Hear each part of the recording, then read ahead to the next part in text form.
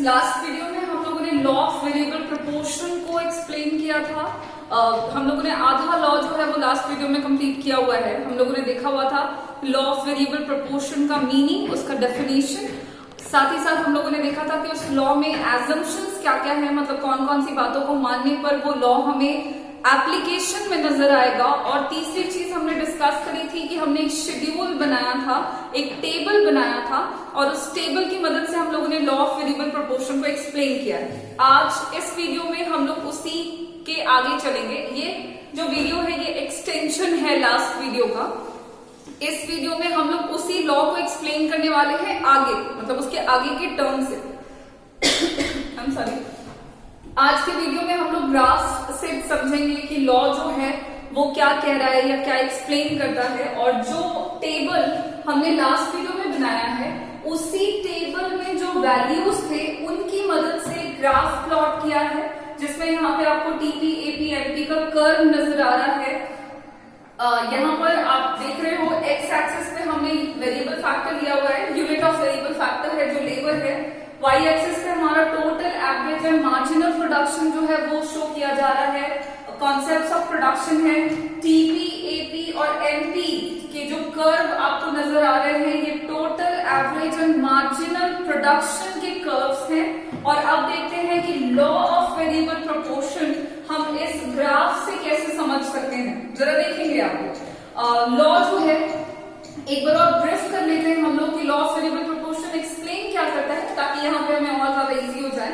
तो law of variable proportion explain करता है कि जब भी आप शॉर्ट रन में वेरिएबल फैक्टर जो कि आपके पास लेबर है उसके यूनिट को, उसकी इकाई को आप जैसे जैसे इंक्रीज करते जाओगे, जो टोटल प्रोडक्शन होगा वो सबसे पहले इंक्रीज करेगा इंक्रीजिंग ऑर्डर में, फिर कुछ वक्त के बाद वो इंक्रीज करेगा डिक्रीजिंग ऑर्डर में, and then after at a negative rate, उसके बाद वो नेगेटिव रेट से बढ़ने लगेगा। इस बात को हम लोग ग्राफ में समझते हैं कि इस तरह से वाकई में क्या हो रहा है और नेचर वगैरह क्या है। जरा देखोगे 0 से लेकर के यहाँ पर 3 यूनिट तक हमने वेरिएबल फैक्टर के यूनिट को, जो कि लेबर है, उसे हम यूनिट वाइज इंक्रीज कर रहे हैं। 0 to 3 यूनिट तक हमने वेरिएबल फैक्टर को यूनिट वाइज बढ़ाया है। तो जब हमने वेरिएबल फैक्टर को इंक्रीज किया तो जो आपका टोटल प्रोडक्शन है वो आपको इंक्रीज होता हुआ नजर आ रहा है। ठीक है, यहाँ पर आपको टीपी का कर्व 0 से 3 यूनिट तक आपको अपवर्ड राइजिंग नजर आ रहा है। इसका मतलब है कि टोटल प्रोडक्शन जो है वो इंक्रीज कर रहा है। अब क्या है कि लॉ कहता है कि स्टार्टिंग में शुरुआत में जब आप वेरिएबल फैक्टर के यूनिट को बढ़ाएंगे तो टोटल प्रोडक्शन बढ़ेगा, लेकिन बढ़ने का रेट कैसा होना चाहिए? तो जो बढ़ने का रेट है वो इंक्रीजिंग होना चाहिए। लॉ हमारा ये कहता है। अब देखें जरा कि टोटल प्रोडक्शन क्या इंक्रीजिंग रेट में इंक्रीज कर रहा है।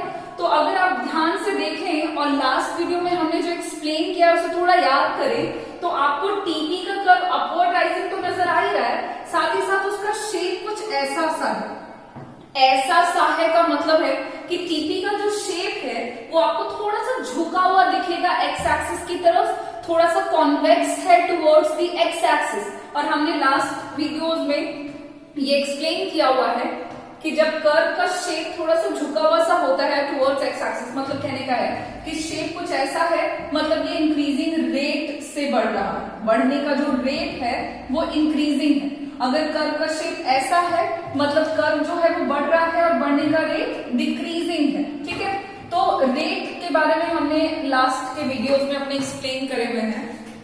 तो यहाँ पे आप देखोगे तो आपको टीपी का जो कर्व है उसका शेप थोड़ा सा कॉन्वेक्स टुवर्ड्स एक्स एक्सिस मिल रहा है, मतलब टोटल प्रोडक्शन इंक्रीजिंग रेट से इंक्रीज कर रहा है। और जब टोटल प्रोडक्शन इंक्रीजिंग रेट से इंक्रीज करता है तो आपका जो एवरेज प्रोडक्शन है और जो मार्जिनल प्रोडक्शन है, यहाँ पे ये जो डॉटेड लाइन में है ये एमपी का कर्व है और ये जो सिंपल प्लेन लाइन में है ये एपी का कर्व है। आपको ये दोनों कर्व जो है वो अपवर्ड राइजिंग नजर आ रहे हैं। इसका मतलब है कि जब टोटल प्रोडक्शन इंक्रीजिंग रेट में इंक्रीज करता है तो एवरेज एंड मार्जिनल प्रोडक्शन जो है वो दोनों के दोनों बढ़ते हैं। और ये बात भी हमने डिस्कस कर रखी है अपने लास्ट वाले वीडियो में, जिस वीडियो में हमने relationship between total production, average production and total and marginal production explain किया है वहां पर। तो स्टार्टिंग में हम देख रहे हैं कि जैसे जैसे हमारा यूनिट वाइज वेरिएबल फैक्टर को हम इंक्रीज कर रहे थे, टोटल प्रोडक्शन इंक्रीज हो रहा है और इंक्रीज होने का रेट इंक्रीजिंग है। तो जब टोटल प्रोडक्शन इंक्रीजिंग ऑर्डर में इंक्रीज करता रहता है, उस पूरे प्लेस को, उस पूरे जोन को हम स्टेज 1 के नाम से जानते हैं। ये जो ग्राफ हम बनाएंगे ना इस लॉ में, इस ग्राफ में आपको 3 स्टेजेस भी देखने को मिलेंगे, स्टेज 1, स्टेज 2 एंड स्टेज 3। तो वन बाय वन करके हम लोग तीनों स्टेजेस को एक्सप्लेन करते चलेंगे। शुरुआत में हमने क्या देखा हुआ है अब तक कि टोटल प्रोडक्शन जो है वो इंक्रीजिंग ऑर्डर में बढ़ रहा है, एपी भी बढ़ रहा है, एमपी भी बढ़ रहा है, और ये जो प्लेस है ये स्टेज 1 कहलाता है, ठीक है, जो कि आपको 0 से लेकर के के पॉइंट तक नजर आ रहा है ऑन द कर्व टीपी, ठीक है। अब देखो आगे क्या हो रहा है। 3 से लेकर के हमने 3 to 7 यूनिट तक यूनिट वाइज वेरिएबल फैक्टर के यूनिट को इंक्रीज किया। तो जब हम वेरिएबल फैक्टर के यूनिट को बढ़ाएंगे तो जो टोटल प्रोडक्शन है वो तो बढ़ेगा ही। तो यहाँ पे क्या हो रहा है कि आप वेरिएबल फैक्टर को यूनिट वाइज बढ़ा रहे हैं 3 to 7 यूनिट। आपका जो टोटल प्रोडक्शन है वो का जो कर्व है ये अपवर्ड राइजिंग नजर आ रहा है। इसका मतलब है कि टोटल प्रोडक्शन बढ़ रहा है। इसका शेप आपको थोड़ा concave towards the x axis दिखेगा। इसका मतलब है कि इसके बढ़ने का रेट कैसा है, तो डिक्रीजिंग रेट है। अभी बताया है कि थोड़ा अगर झुका हुआ सा शेप है, थोड़ा उठा हुआ सा शेप है, तो वो डिक्रीजिंग रेट से बढ़ेगा। यहाँ पे टोटल प्रोडक्शन जो है वो 3 to 7 यूनिट तक आप देखते हो, के पॉइंट से लेकर के टी पॉइंट तक अगर आप देखते हैं तो टीपी का कर्व जो है वो बढ़ रहा है और बढ़ने का रेट डिक्रीजिंग है। रिलेशनशिप में हमने पढ़ा हुआ है कि जब टोटल प्रोडक्शन डिक्रीजिंग ऑर्डर में इंक्रीज करता है तो marginal production and average production दोनों डिक्रीज करते हैं। आप देखोगे 3 to 7 यूनिट में आपको एपी का कर्व जो है वो सिंपली धीरे धीरे डाउनवर्ड आता हुआ नजर आ रहा है, और जो मार्जिनल प्रोडक्शन का कर्व है आपको वो भी डाउनवर्ड स्लोपिंग नजर आ रहा है। इसका मतलब है कि टोटल प्रोडक्शन डिक्रीजिंग ऑर्डर में इंक्रीज कर रहा है तो मार्जिनल और एवरेज प्रोडक्शन दोनों के दोनों डिक्रीज कर रहे हैं। और जिस पॉइंट तक टोटल प्रोडक्शन डिक्रीजिंग ऑर्डर में इंक्रीज करता है वो पूरा का पूरा जो जोन है वो स्टेज 2 कहलाता है। और ये आपको ग्राफ में नजर आ रहा है फ्रॉम पॉइंट के two point T on the curve TP. अब आगे चलते हैं। आगे देखो 7 यूनिट से जब 8 यूनिट तक वेरिएबल फैक्टर को इंक्रीज किया गया तो टोटल प्रोडक्शन जो है वो टी पॉइंट के बाद आपको डाउनवर्ड स्लोपिंग नजर आ रहा है। टोटल प्रोडक्शन का कर्व डाउनवर्ड स्लोपिंग नजर आ रहा है। इसका मतलब है कि टोटल प्रोडक्शन जो है वो डिक्रीज कर रहा है। सिंपल, यहाँ पर इंक्रीज नहीं हो रहा है, यहाँ पे टोटल प्रोडक्शन घट रहा है। और जैसा कि मैंने आपको शेड्यूल बताते वक्त लास्ट वीडियो में कहा था कि जब भी कोई वैल्यू घट रहा हो तो उसे हम दूसरे वर्ड्स में कह सकते हैं कि यहाँ पर वैल्यू जो है वो इंक्रीज तो कर रहा है लेकिन इंक्रीज होने का रेट कैसा है, तो वो नेगेटिव है। यहाँ पे टोटल प्रोडक्शन आपका डिक्रीज कर रहा है का मतलब है कि टोटल प्रोडक्शन इंक्रीज कर रहा है किस रेट से, नेगेटिव रेट से। और जब टोटल प्रोडक्शन नेगेटिव रेट से इंक्रीज करता है तो एवरेज प्रोडक्शन एंड मार्जिनल दोनों घटते हैं और मार्जिनल प्रोडक्शन जो है वो वहां पर क्या हो जाता है, नेगेटिव हो जाता है। मार्जिनल प्रोडक्शन का कर्व देखेंगे आप तो एक्स एक्सिस के आपको नीचे नजर आ रहा है। इसका मतलब है कि जो मार्जिनल प्रोडक्शन है वो नेगेटिव हो गया। क्यों? क्योंकि टोटल प्रोडक्शन जो है वो नेगेटिव रेट से इंक्रीज कर रहा है। और जिस पॉइंट से टोटल प्रोडक्शन घटना शुरू कर देता है उस पूरे एरिया को, उसके बाद के पूरे एरिया को हम स्टेज 3 के नाम से जानेंगे। और ये 3 स्टेजेस हैं जो आपको लॉज ऑफ वेरिएबल प्रोपोर्शन के ग्राफ में देखने को मिलेगा। ठीक है, यहाँ पर आपको 2 पॉइंट्स और नजर आ रहे हैं। एक दिख रहा है पॉइंट के और दूसरा दिख रहा है पॉइंट टी। यहाँ पर पॉइंट टी क्या है, तो पॉइंट टी जो है ये मैक्सिमम मैक्सिमम प्रोडक्शन को दिखा रहा है। मैक्सिमम प्रोडक्शन क्यों? क्योंकि 7th यूनिट पर जो मार्जिनल प्रोडक्शन है वो 0 के बराबर है। और हमने ये भी रिलेशनशिप में एक्सप्लेन किया है कि at that point where the marginal production becomes equals to 0 the total production is maximum. Total production वहीं पर मैक्सिमम होता है जहां पे मार्जिनल प्रोडक्शन 0 के बराबर हो जाता है। तो टी पॉइंट जो है वो मैक्सिमम प्रोडक्शन को दिखला रहा है, क्योंकि टी पॉइंट पर ही मार्जिनल प्रोडक्शन जो है वो 0 के बराबर है। एक और पॉइंट है, दैट इज पॉइंट के। ये पॉइंट के जो है इसका नाम क्या है? तो पॉइंट के का नाम है पॉइंट ऑफ इन्फ्लेक्शन। इसे हम पॉइंट ऑफ इन्फ्लेक्शन क्यों कहते हैं? इन्फ्लेक्शन का क्या मतलब है, ये क्या दिखा रहा है? तो पॉइंट ऑफ इन्फ्लेक्शन का मतलब है कि ये पॉइंट के आपका ये बात बतला रहा है कि यही एक ऐसा पॉइंट है जहां पर टोटल प्रोडक्शन का जो कर्व है, टीपी का जो कर्व है, वो अपने नेचर को जिस पॉइंट पर चेंज करता है, नेचर को कहें आप, या ये यूं कहें कि टीपी का कर्व का जो स्लोप है वो जिस पॉइंट पर चेंज होगा, हम उसी पॉइंट को पॉइंट ऑफ इन्फ्लेक्शन कहेंगे। मतलब टीपी का स्लोप जहां बदल रहा है, कैसे बदल रहा है स्लोप? तो देखो, पॉइंट के तक टोटल प्रोडक्शन इंक्रीजिंग रेट से बढ़ रहा है और पॉइंट के बाद से ही टोटल प्रोडक्शन डिक्रीजिंग रेट से बढ़ना शुरू कर रहा है। तो ये पॉइंट के वो पॉइंट है जहां पे टीपी जो है वो इंक्रीजिंग रेट से बढ़ना छोड़कर डिक्रीजिंग रेट से बढ़ना शुरू कर रहा है। तो इस पॉइंट पे टीपी का नेचर जो है वो चेंज हो रहा है। पहले टोटल प्रोडक्शन इंक्रीजिंग ऑर्डर में बढ़ रहा था और एक पॉइंट आया जिसे हम नाम दे रहे हैं पॉइंट के, और इस पॉइंट के बाद से टीपी का स्लोप का कर्व जो है वो चेंज हो गया है। तो यहां पर ये पॉइंट या वो पॉइंट जहां पर टीपी का स्लोप बदलता हो उसे हम पॉइंट ऑफ इन्फ्लेक्शन के नाम से जानते हैं। और आप कहोगे कि इसे प्लॉट कैसे करेंगे ग्राफ में? तो पॉइंट ऑफ इन्फ्लेक्शन हमेशा उसी पॉइंट पर होगा जहां पे मार्जिनल प्रोडक्शन का जो कर्व है वो मैक्सिमम होगा। एनपी का कर्व जहां पे मैक्सिमम, उसी पॉइंट से आप उसको स्ट्रेट लाइन ले जाते हुए टीपी तक मिलाए तो टीपी पे वो जिस पॉइंट को टच करेगा, टीपी के उसी पॉइंट को हम पॉइंट ऑफ इन्फ्लेक्शन कहेंगे, क्योंकि उसी पॉइंट पर टोटल प्रोडक्शन का जो स्लोप है वो बदलेगा। तो ये है आपका टोटल प्रोडक्शन, एवरेज और मार्जिनल प्रोडक्शन का ग्राफ, जो कि हम लॉज ऑफ वेरिएबल प्रोपोर्शन में देख रहे हैं। लॉ ऑफ वेरिएबल प्रोपोर्शन कह रहा था कि हम यूनिट वाइज वेरिएबल फैक्टर को बढ़ाएंगे, टोटल प्रोडक्शन इंक्रीजिंग ऑर्डर में बढ़ेगा, फिर जैसे जैसे बढ़ाते जाएंगे टोटल प्रोडक्शन डिक्रीजिंग रेट से बढ़ेगा, और अगर उसके बाद भी बढ़ाएंगे तो टोटल प्रोडक्शन नेगेटिव रेट से इंक्रीज करेगा। तो एक बार फिर से हमारा जो लॉ है, लॉ ऑफ वेरिएबल प्रोपोर्शन, वो हमने ग्राफ से एक्सप्लेन किया है।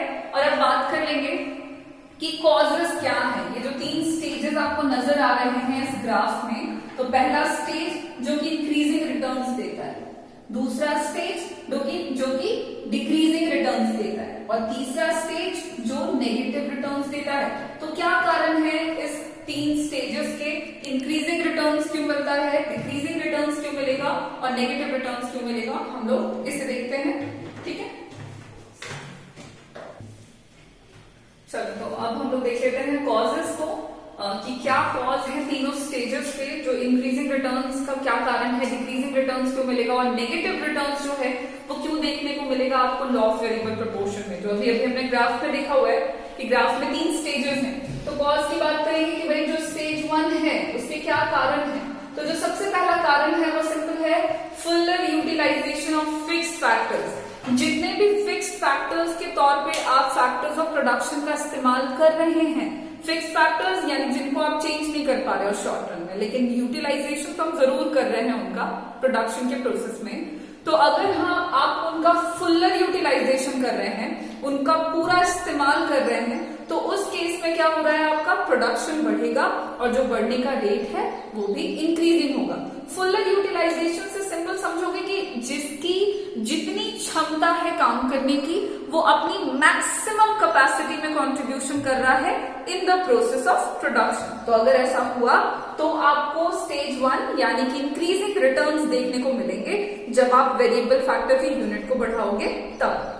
दूसरा कॉज है आपका increased efficiency of the variable factor. जितने भी वेरिएबल फैक्टर के तौर पे एक ही है, दैट इज लेबर, तो जो लेबर का इस्तेमाल कर रहे हैं आप वेरिएबल फैक्टर के तौर पर, अगर उनकी एफिशिएंसी जो है वो इंक्रीज्ड है, मतलब कहने का हुआ कि जो लेबरर्स हैं उनके काम करने की जो क्षमता है अगर वो इंक्रीज करती जा रही है, बार बार बढ़ती चली जा रही है ड्यू टू द कंपटीशन। ऐसा नहीं है कि अचानक से लेबरर्स को कोई सुपर पावर मिल गया है कि वो अचानक से ज्यादा काम कर रहे हैं। सिंपल कि जैसे जैसे आप लेबरर्स के एक्स्ट्रा यूनिट को एम्प्लॉयड करते जा रहे हैं तो उनके बीच में कंपटीशन हो रहा है, हेल्दी पॉजिटिव कंपटीशन हो रहा है। तो उस सिचुएशन में क्या हो रहा है कि लेबरर्स की कैपेसिटी जो है वो बढ़ती चली जा रही है, और अगर ऐसा हो रहा है तो उस केस में आपको इंक्रीजिंग रिटर्न्स देखने को मिलेगा, जो कि स्टेज 1 है।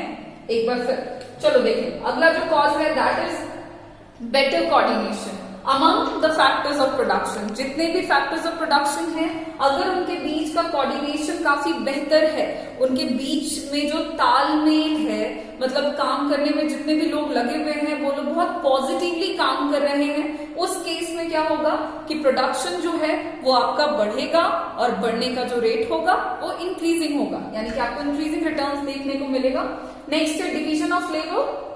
लेबरर्स को अगर आप उनके स्पेशलाइजेशन के अकॉर्डिंग, उनकी एफिशिएंसी के अकॉर्डिंग कि जो लेबर जिस काम को करने में एफिशिएंट हुआ आप उसको उसी काम में लगा करके काम करवा रहे हो, तो उस केस में भी आपको इंक्रीजिंग रिटर्न जो है वो देखने को मिलेगा। तो ये कुछ कॉजेज हैं जिसके कारण स्टेज 1 यानी कि इंक्रीजिंग रिटर्न्स आपको देखने को मिलता है in the law of variable proportion. Now move on to the stage 2 कि भाई स्टेज 2 के क्या कॉज हैं, स्टेज 2 क्यों देखने को मिलेगा। और स्टेज 2 बोलने का मतलब हो गया कि डिक्रीजिंग रिटर्न्स जो है, यानी कि टोटल प्रोडक्शन डिक्रीजिंग रेट से बढ़ रहा है। क्यों ऐसा हो रहा है, तो इसके पीछे का जो सबसे पहला कॉज है that is fixity of the factors of production. कहने का मतलब हुआ कि देखो बार बार कह रहे हैं कि शॉर्ट रन लॉ है, शॉर्ट रन में ही देखने को मिलेगा, और शॉर्ट रन के साथ प्रॉब्लम ये है कि आप शॉर्ट पीरियड ऑफ टाइम में अगर प्रोडक्शन को बढ़ाना चाहते हैं तो आप उसको बढ़ाने के लिए सारे के सारे फैक्टर्स ऑफ प्रोडक्शन का इस्तेमाल नहीं कर पाएंगे। क्यों? क्योंकि शॉर्ट पीरियड ऑफ टाइम में आपके कुछ फैक्टर्स जो है वो फिक्स्ड होते हैं, और बस कुछ ही फैक्टर्स हैं जो वेरिएबल हैं जिनका आप इस्तेमाल करो, जिनको बढ़ाओ तो प्रोडक्शन जो है वो बढ़ेगा। तो अब होता क्या है कि सिर्फ कुछ ही फैक्टर्स को चेंज कर सकते हैं और बाकी के सारे फैक्टर्स हमारे फिक्स्ड होते हैं। तो कभी कभी होता है कि ये है कि फिक्स्ड फैक्टर्स के कारण आपको डिक्रीजिंग रिटर्न्स मिल जाएगा, मतलब लेबरर्स बहुत अच्छे लगा लिए बट आप टेक्नोलॉजी नहीं बढ़ा रहे हो, आप लैंड को नहीं इंक्रीज कर पा रहे हैं, आप अदर मशीनरीज प्लांट्स को नहीं इंक्रीज कर पा रहे हैं, तो उस केस में सिर्फ लेबर को बढ़ाने से प्रोडक्शन बढ़ेगा जरूर, लेकिन बढ़ने का रेट जो है वो थोड़ा डिक्रीजिंग होगा, उस रेट से नहीं बढ़ेगा जिस रेट से बढ़ना चाहिए।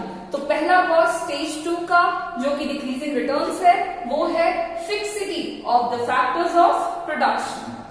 सेकेंड कॉज है इम्परफेक्ट फैक्टर सब्स्टिट्यूशन। ठीक है, इम्परफेक्ट फैक्टर सब्स्टिट्यूशन बोलने का मतलब क्या होगा, तो इसके बोलने का मतलब हो गया कि जितने भी फैक्टर्स ऑफ प्रोडक्शन है, भाई देखो उसमें क्या है कि कुछ फिक्स है कुछ वेरिएबल है, लैंड, लेबर, कैपिटल, एंटरप्रेन्योर, ये सब है फैक्टर्स ऑफ प्रोडक्शन। तो होता क्या है कि आप एक फैक्टर की जगह पर दूसरे फैक्टर ऑफ प्रोडक्शन का इस्तेमाल नहीं कर सकते, थोड़ा सा इम्परफेक्ट सा होगा। कहने का क्या मतलब है, तो कहने का मतलब है कि अगर हमें प्रोडक्शन बढ़ाना है, प्रोडक्शन बढ़ाने के लिए हम अगर लेबरर्स नहीं बढ़ा रहे हैं तो उसकी जगह पर हम लेबर के जगह पर लैंड का इस्तेमाल कर लें, या लैंड के जगह पर कैपिटल का इस्तेमाल कर ले। ये जो सब्स्टिट्यूशन है, ये जो प्रतिस्थापन है between the factors of production, ये थोड़ा इम्परफेक्ट है, मुश्किल है, क्योंकि हर फैक्टर ऑफ प्रोडक्शन एक दूसरे से अलग है, लैंड, लेबर, कैपिटल अलग अलग है, तो आप एक की जगह पे दूसरे का इस्तेमाल काफी हद तक नहीं कर सकते, बहुत थोड़ा बहुत कर सकते हो काम चलाने जितना। तो वो भी एक रीजन हो जाता है कि आपको डिक्रीजिंग रिटर्न्स देखने को मिलता है कि हम एक फैक्टर की जगह पर फुल्ली दूसरे फैक्टर का इस्तेमाल नहीं करेंगे, हमें सारे के सारे फैक्टर ऑफ प्रोडक्शन की इक्वल जरूरत पड़ेगी। तो ये भी एक कॉज है आपके स्टेज 2 का। थर्ड है पुअर कोऑर्डिनेशन।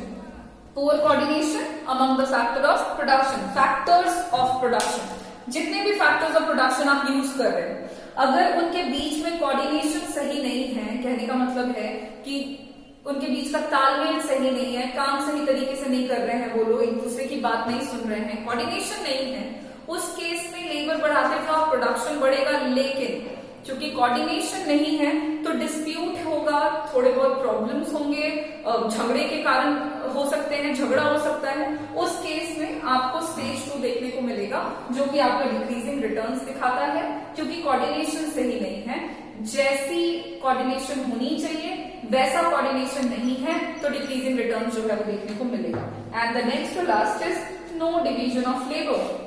जितने भी लेबरर्स को काम पे लगाया हुआ है, अगर आपने उनका डिवीजन नहीं किया है बेहतर तरीके से, कहने का मतलब हुआ कि जो लेबर जिस काम को करने में एफिशिएंट है उससे वो काम नहीं करवा रहे हो, तो उस केस में काम तो वो कर ही लेंगे, जैसे तैसे काम तो करेंगे, बिकॉज दे आर लेबरर्स, काम ही है काम करना। लेकिन चूंकि आप उनको उनकी क्षमता, उनकी स्पेशलाइजेशन के अनुसार काम पर नहीं लगा रहे हैं, तो उस केस में प्रोडक्शन तो बढ़ेगा, लेकिन बढ़ने का जो रेट होगा वो डिक्रीजिंग होगा। ठीक है, तो ये कुछ कॉजेज हैं आपके स्टेज 2 के।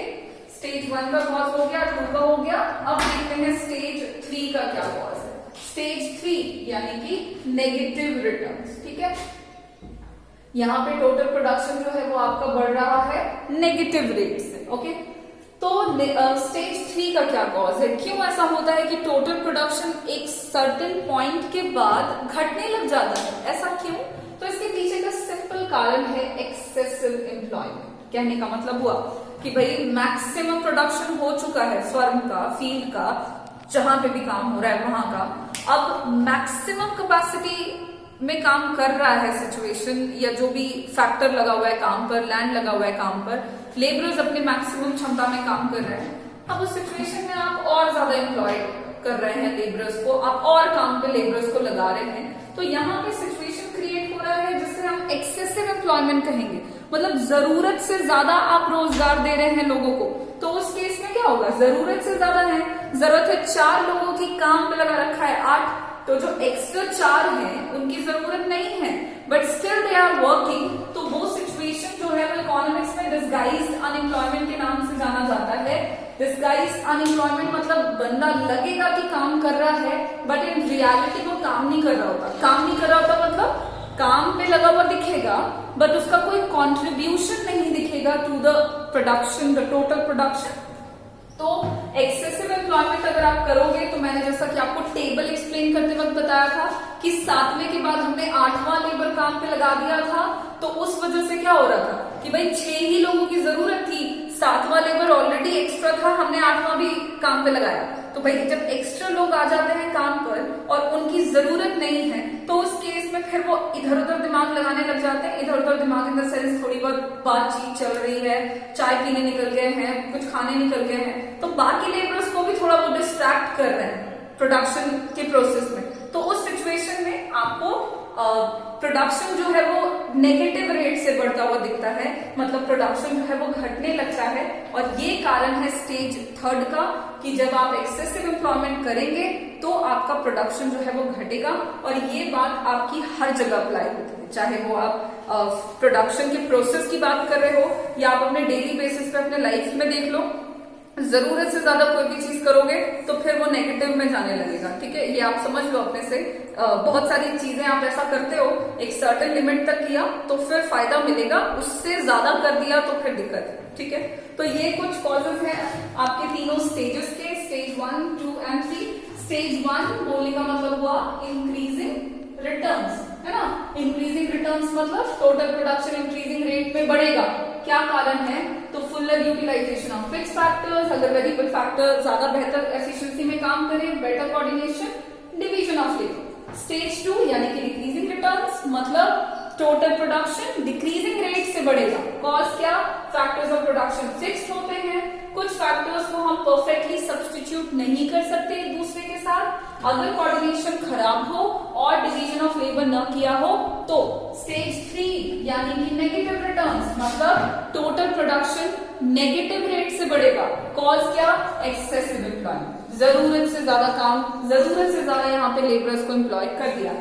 यहाँ पे हमारा लॉ जो है वो बिल्कुल ऑलमोस्ट फिनिश हो चुका है। एक और टर्म, एक और पॉइंट है इस लॉ से रिलेटेड जो आपको जानना जरूरी है, that is significance of the stages of production. क्या मतलब है इसका, तो सिग्निफिकेंस में में हम ये बात करेंगे कि ये जो 3 स्टेजेस हमने देखे हैं, स्टेज 1, 2 एंड 3, इन तीनों स्टेजेस में एज अ प्रोड्यूसर आप कौन से स्टेज में रुकना चाहेंगे, या कोई भी प्रोड्यूसर के लिए तीनों में से कौन सा स्टेज सबसे बेस्ट स्टेज रहेगा?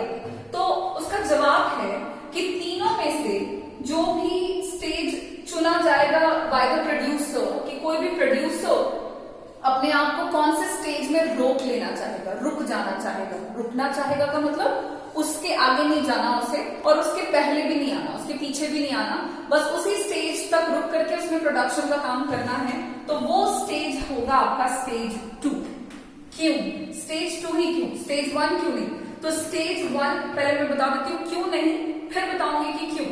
स्टेज 1 जो है वो भले इंक्रीजिंग रिटर्न्स देता है, ठीक है, लेकिन इंक्रीजिंग रिटर्न्स देने के बावजूद अगर आप ग्राफ में देखोगे, याद करोगे, तो ग्राफ में स्टेज 1 जो है वो आपका पॉइंट के तक रुक गया था, है ना। पॉइंट के तक स्टेज 1 था, पॉइंट टी तक स्टेज 2 था, ये था स्टेज 1, ये था स्टेज 2, और टी के बाद का जो स्टेज है स्टेज 3 को दिखा रहा था। स्टेज 1 में क्या होता है ना कि यहाँ पे टोटल प्रोडक्शन भले इंक्रीजिंग रेट में बढ़ता है, लेकिन यहाँ पे फर्म जो है वो अपने मैक्सिमम कैपेसिटी में काम नहीं कर रहा। क्यों नहीं कर रहा? बिकॉज यहाँ पे जो प्रोडक्शन है वो मैक्सिमम नहीं हुआ है। पॉइंट के पर जो प्रोडक्शन था वो 90 यूनिट्स था, और पॉइंट टी का जो प्रोडक्शन था वो 150 यूनिट था, ठीक है। तो के स्टेज 1 तक का लास्ट पॉइंट था, और यहाँ पे प्रोडक्शन मैक्सिमम नहीं हुआ था। तो कोई भी प्रोड्यूसर जो है वो क्या चाहता है? कोई भी प्रोड्यूसर क्या चाहता है? कोई भी प्रोड्यूसर चाहता है कि वो अपने प्रॉफिट को मैक्सिमाइज करे, ठीक है। किसी भी प्रोड्यूसर का एम है उसके प्रॉफिट को मैक्सिमाइज करना। और स्टेज 1 में अगर हम देखें तो स्टेज 1 में क्या प्रोड्यूसर का प्रॉफिट मैक्सिमम है? नहीं है। भले इंक्रीजिंग रेट से टीपी बढ़ रहा है, लेकिन प्रोडक्शन मैक्सिमम नहीं हुआ है। तो उस सिचुएशन में प्रोड्यूसर प्रोडक्शन का काम और आगे बढ़ाता है।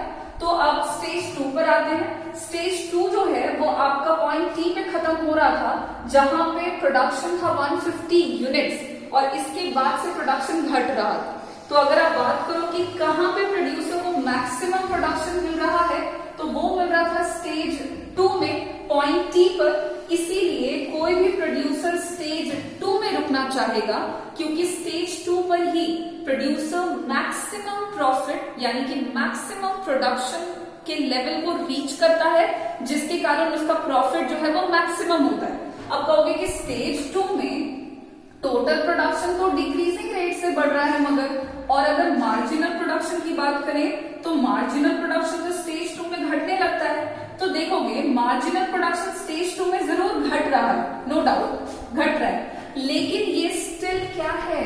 पॉजिटिव है। अगर आप देखें तो एमपी का कर्व जो है वो डाउनवर्ड जरूर हो रहा है, स्टेज 2 में देखोगे तो डाउनवर्ड है, लेकिन ये पॉजिटिव है, एक्स एक्सिस के नीचे नहीं आ गया है, नेगेटिव नहीं है। तो मार्जिनल प्रोडक्शन जब तक पॉजिटिव होता है तब तक प्रोड्यूसर के लिए कोई खतरे वाली बात नहीं है, खतरा इन द सेंस उसके लिए कोई लॉस वाली बात नहीं है।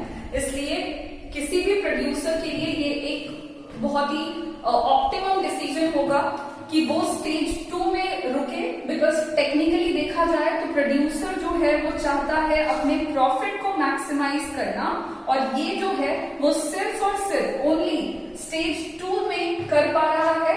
जबकि स्टेज 2 में आप मार्जिनल प्रोडक्शन को देखो तो वो घट रहा है, लेकिन स्टिल मार्जिनल प्रोडक्शन पॉजिटिव। तो अगर आपसे सवाल पूछा जाए कि लॉ ऑफ वेरिएबल प्रोपोर्शन में कौन सा स्टेज प्रोड्यूसर के लिए प्रॉफिटेबल स्टेज है या फायदेमंद है, या प्रोड्यूसर कौन से स्टेज को ऑप्ट करेगा, तो वो स्टेज 2 होगा, क्योंकि स्टेज 2 में प्रोड्यूसर मैक्सिमम प्रोडक्शन लेवल को रीच कर रहा है, जिससे उसका प्रॉफिट जो है वो मैक्सिमम होगा। और यहाँ पे हमारा फुल एंड फाइनल ये जो लॉ है ये फिनिश होता है। हमने इस लॉ में काफी सारी बातें डिस्कस करी है, और ये लॉ जो है ये प्रोडक्शन के चैप्टर का सबसे इंपॉर्टेंट लॉ है, ये बात आप याद रखेंगे, ठीक है। एग्जामिनेशन में इस लॉ से रिलेटेड क्वेश्चंस आपके आते ही आते हैं फॉर श्योर।